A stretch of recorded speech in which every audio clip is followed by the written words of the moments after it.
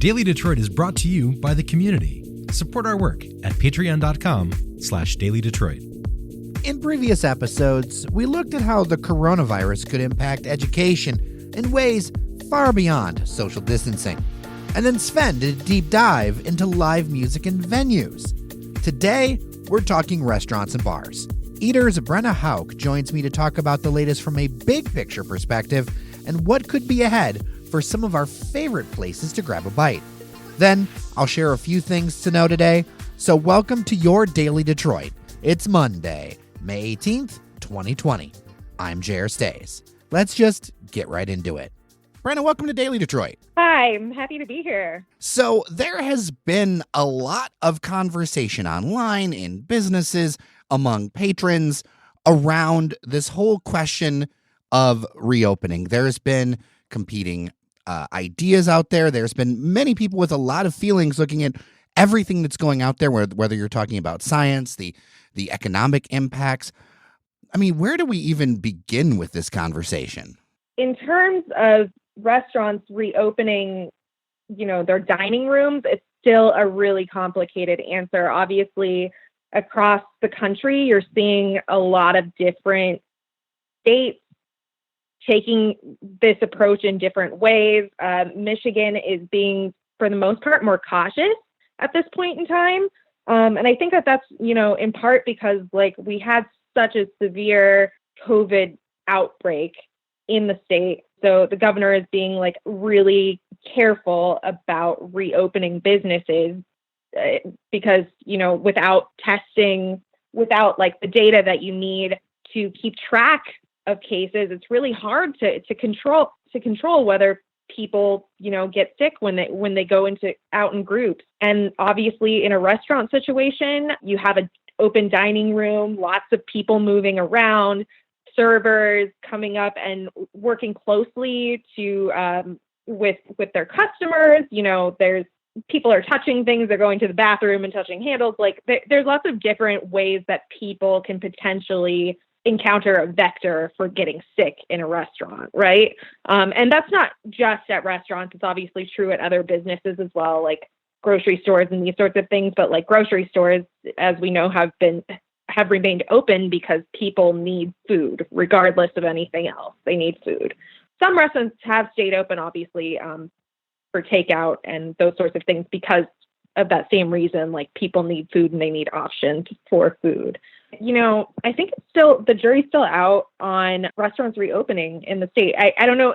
Did you read a little bit, I think, there about the Michigan Restaurant and Lodging Association's proposal? That is something that I wanted to actually ask you about because it was something where as soon as I saw it go into the news, first off, caused a lot of confusion with the public, thinking that this is an official proposal, which, this is an industry group.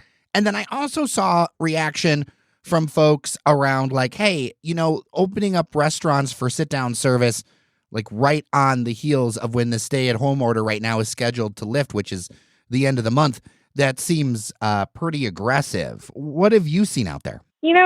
I've seen both sides of it. Originally I read that, I got that message in my email from the MRLA, announcing this proposal that they had sent to Governor Whitmer's office for consideration. And it is very detailed. It's got 26 pages of suggestions for how restaurants can do this safely. And I think that in some ways, I think that that's useful because restaurants right now, business owners in general in all industries, are looking for kind of answers for how they should move forward in their businesses. But the MRLA really, they represent an industry and an economic standpoint, right? They want to keep customers safe, but they're representing business owners. They want to make sure that business owners stay in business. So that kind of aggressive timeline is sort of based, I think, largely off of that concern that restaurants are going to close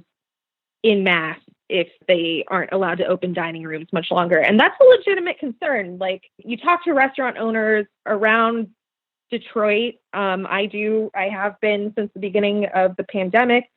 And, there is legitimate concern. People have lost a significant amount of their business. Some businesses, in our reporter Nargis last week published a story about halal restaurants, operating during Ramadan, and they're seeing, a decrease of 70%, and they're operating at like 30% of regular business, even with staying open with carryouts. That's severe. That's going to hurt you. And particularly if you don't own your building, if you have to keep up with a lease, you may or may not have good relationships with your landlord. So those are all things that businesses are legitimately concerned about. But I also see restaurant owners and restaurant employees, more importantly, because restaurant employees are going to be the ones that are going to be asked, in these situations to come in contact with people on a regular basis. I'm seeing concern from both restaurant owners and restaurant employees that they're not really sure that it's safe to reopen, like they wouldn't really do it. I spoke with April Anderson at Good Cakes and Bakes. She pretty much pivoted her business to takeout and delivery only. She does curbside carry out. She doesn't let anyone into the building. She's been able to pivot pretty well. Like she said that she was, doing roughly like very close, like 94% of her pre-COVID business, which is honestly pretty impressive given the situation. Yeah. But she's also extremely cautious. Has been hit very hard by the novel coronavirus. Her mother, her father, her grandmother have all tested positive, and her grandmother was in the hospital and is now she's now going through rehab, trying to get better after being in the hospital for such a long time. So these are legitimate concerns that she has, that like letting people into the dining room just like wouldn't be safe. She told me basically that even if the state allowed dining rooms to open, she wouldn't feel really confident about doing that, until there was a vaccine, or like she said maybe she would start to think about it at the end of the summer. But like she didn't think that the numbers coming out from the state right now about the rate of infection, that wasn't giving her any confidence. I also spoke with Greg Mudgies, and he is sort of interesting. I spoke with Greg the day before the first coronavirus cases were identified in Michigan, or announced rather. And I was sort of preparing. I think everyone was mentally preparing because states around us had identified cases, Ohio and Illinois, and across the country. And I had kind of observed this because Eater is like a network. We have reporters in other parts of the country. So I was observing this too, and I was sort of talking to him at the time, and he was, not so worried about it. He kind of thought that he basically said that like it would be like really harmful to his business if like, and he couldn't imagine events like the North American International Auto Show getting canceled. But as I'm sure like, and they were. They were like everything's been canceled. So that was like a huge deal, and I think pretty much after that interview went out, like the first coronavirus cases were identified, and then business really declined rapidly for a lot of restaurants in the area. And Greg closed that weekend. He closed, I think, before the dining room closure announcement came in. And he told me that was because employees were coming up to him and expressing, concern about coming to work, about serving customers, because like that was a dangerous situation and he didn't feel safe.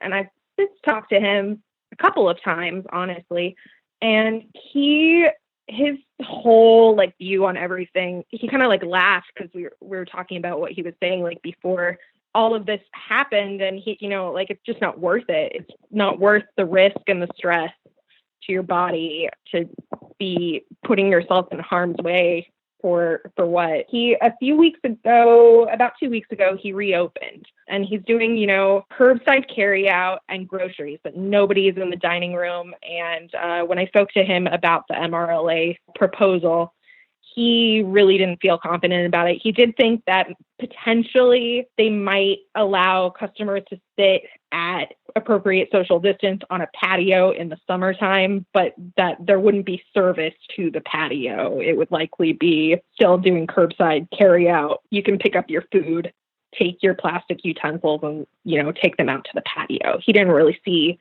any other part of that being feasible. He was already having trouble hiring people back to the restaurant. And that was another concern that I heard from several people, including, Matt Buscard from Bobcat Bonnie's and Greg, and even April Anderson mentioned this. How can you ask an employee who's still, like, they're on unemployment theoretically?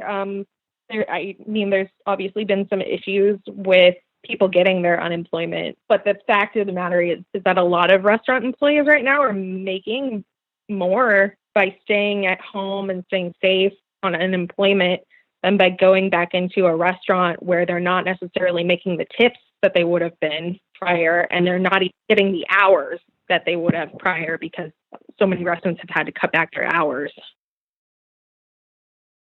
Well, and that strikes me as like the other layer to this cake is that you're dealing with a situation of not only like, do you open things up legally? You've got a lot of people who are not going to be coming back to dining rooms anytime soon, even if you do make it, legal. Although there will always be that initial rush of folks, you see the vocal people online about reopening. In reality, that's a significant minority of the population. And your story about Greg makes me think, you open this stuff up, and will people actually show up? And then on top of that, can you make a business work with, say, 25 or 50% capacity? When you do, it feels like this is still going to be a really hard time, even if you flip on the switch. Yeah, Matt Buscard also pointed out, that even if the state were to say, you can reopen dining rooms now, that puts business owners in a really complicated position with landlords potentially, because like landlords right now are mostly being understanding, like, you can't open your dining room, we understand. But if you are told that you can suddenly reopen your dining room, but you choose not to, and then you're still like trying to work with your landlord on your rent, they may not be quite as understanding anymore because like the state is allowing it. The state theoretically says it's safe. And I think that that's not a unique thing to Michigan right now, that fear. Like I heard this, Georgia is pretty widely recognized, was like the first place to, start reopening restaurants across the country. In Atlanta, a lot of business owners have elected to stay closed. Even though they're allowed to open now, like they don't think that it's safe. And there's a lot of fallout from that situation. Like it makes it really complicated for people to try to keep themselves safe in those sorts of situations. It strikes me as kind of two forces that could be coming down on a restaurant business. If you've got the landlord who's no longer being as understanding, you've got the business that's still down because people aren't going out. And then you have the difficulty in getting employees, and you put those together, and it's like that fundamentally changes what a restaurant or what almost turns into like a food creation business or a takeout business. This feels like this could have really long-term impacts on a number of businesses and even how we eat out for a while. Yeah, I think that you're going to be seeing more restaurants pivoting to carry out for the long haul, to be honest. I think that there are some, I don't want to say that there aren't business owners here that don't think that they should be allowed to reopen dining rooms, at the end of the month. I have seen, Harry's Bar, the sports bar in Cass Corridor, the owner, Harry, over there is pretty vocal proponent that he thinks that restaurants should be reopening at this point in time. And I understand some of that. But it's a really complicated situation. It puts restaurant employees in a particularly unfortunate situation because obviously as a lower paid worker, you don't necessarily have as much of a choice and you have to make a living. So that's definitely part of it. But yeah, carry out, I would say that you're going to be seeing that for a long time. You're going to see that evolve too, I think, because there's a lot of pressure, obviously. Like people are really familiar at this point with all of the apps or I'm sure, have you ever ordered from an app before, like an Uber Eats or a DoorDash, and I sort of have. I always kind of like stayed away from them for the most part, honestly, before the pandemic. But when I was staying home, it became like a reasonable thing to order food in. It seemed like the safest thing to do. And that's like a really tough choice now for me, because some of these delivery apps, they charge like a significant amount of money to restaurant owners, off the top. So they're not necessarily earning really anything off of that order that you're placing with them. Well, right. And it's a free app to, for users for the most part. But as the case with all these things, somebody's got to pay somewhere along the line. And I have seen some crazy receipts and numbers. And, I have friends who are, I am no restaurant, expert as you are, but I've got some friends that own places and do things. And they have shared some crazy stories about how much it takes out. And to me, when you talk about that transformation, that's really interesting to me, because I look at that and go, if that's going to be the forever case as part of your margin, if, say, one of these apps or a number of these apps become how people eat food, I feel like that's going to drive up prices across the board and or open the opportunity to do something that makes more economic sense for restaurant owners. It's going to drive up the prices, and you're also seeing, prices being driven up by the supply chain at this point. Honestly, like grocery store prices are going up, and now you're starting to see that second wave hit restaurants as well. And I've seen that a bit this week, but the market pressure from that is pretty severe. Like, I think that it's not necessarily sustainable for a lot of these businesses. Like, they had to pivot to these delivery apps kind of to stay relevant, but at the same time, like, it's not necessarily like a long-term plan. I think that some of them, they never wanted to work with these apps, but now they feel like they have to. But now they're really trying to find other ways to get business, because it takes a huge cut, and it's really hard to make the numbers work. Like, at some point you have to ask yourself, is it worth my energy to be basically breaking even every day? Restaurant margins were already pretty thin before all of this happened. And so delivery makes everything a little bit more complicated. It requires more supplies. You have to like buy the boxes and everything that goes into that. And all of that, like, it's cheap. It seems like, like 80 cents or something is cheap at the outset, but if you add all of that delivery up over time, like, that's a lot of money off the top of your business. It's a really complicated situation. Well, it also strikes me that in those kind of situations, businesses with scale have an advantage, because I love coffee shops and I love independent coffee shops. And one of the things, when you talk to people who own them or run them or whatever, is that they end up having to buy materials oftentimes at a higher price than, say, your Starbucks or, you name your chain right there, because they don't have the buying power that a chain does. And that just drives your margin so much. Because I have heard things where people are paying, double or 50% or whatever more than someone who can buy, than a business that can buy them at that kind of bulk.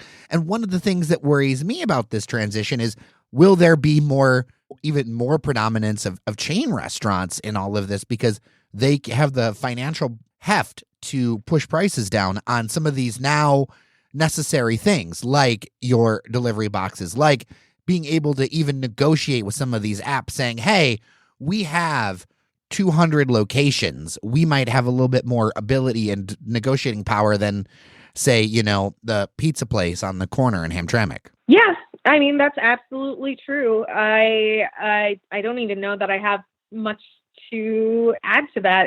It's a pretty tough situation. I think that even larger restaurant groups that are still like considered relatively, like, they might be well known, but they're not by any means like a McDonald's or something like that. Momofuku, David Chang's restaurant group, has closed 2 restaurants just this week. And that was kind of a shock to a lot of people, because that restaurant group has name recognition. They're really well known, but like, they've been really hurt by this whole situation, and it just like wasn't financially feasible. And that really raises a lot of questions about, how restaurants are going to look going forward. It's really strange. I mean, it could be that everything just reopens and we go back to some semblance of normalcy, or it could be, that like a lot of your favorite places kind of disappear or go to just curbside and carry out. And it really depends on, there's so many different factors right now. And obviously it's also hard for people to be dining out right now or to be ordering out and spending that extra money, because a lot of people have lost their jobs and are on budgets right now. I like to end with ways folks can help. So what's a tip you might have for people to make an impact as an individual, like as a person? People should try their best if they can to support their local restaurants in whatever way they can. I think that rather than going to the grocery store for, your one jug of milk a week or something, maybe save that trip for, a bigger bulk grocery trip and, order some milk from your local restaurant. A lot of them are selling groceries right now, or order some takeout once a week, or try to do something and try to do it by calling on the phone rather than through an app if you can, if that's possible, because then, more of your money is going to that restaurant. It's all if you're able. And also stay home and stay safe and wash your hands.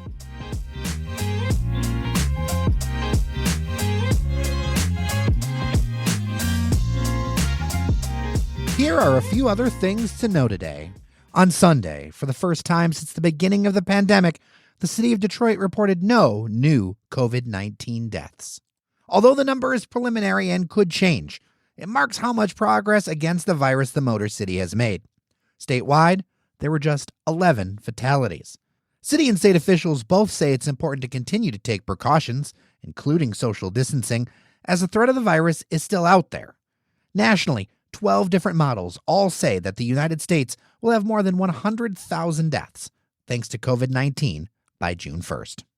Also, the city of Detroit has hired a longtime local leader and the first African-American state Supreme Court Chief Justice as its deputy mayor. Conrad Mallett Jr. worked with Mayor Mike Duggan at the Detroit Medical Center and was born in the city.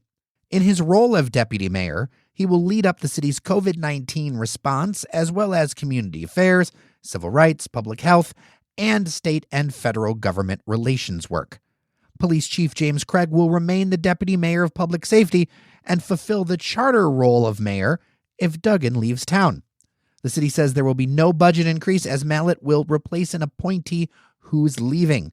The position starts next week. And in Ferndale, the city has postponed all of their citywide events through Labor Day due to the pandemic. This means no Pride, no Porch Fest, no Pig and Whiskey Festival, among other events. Also, a number of Woodward Corridor cities, including Ferndale, are drafting a letter to the organizers of the Woodward Dream Cruise to ask for them to cancel the 2020 event scheduled for mid-August. In April, the Dream Cruise actively confirmed that their event will go on. It can draw as many as 1.5 million people out to see classic cars and party in the streets.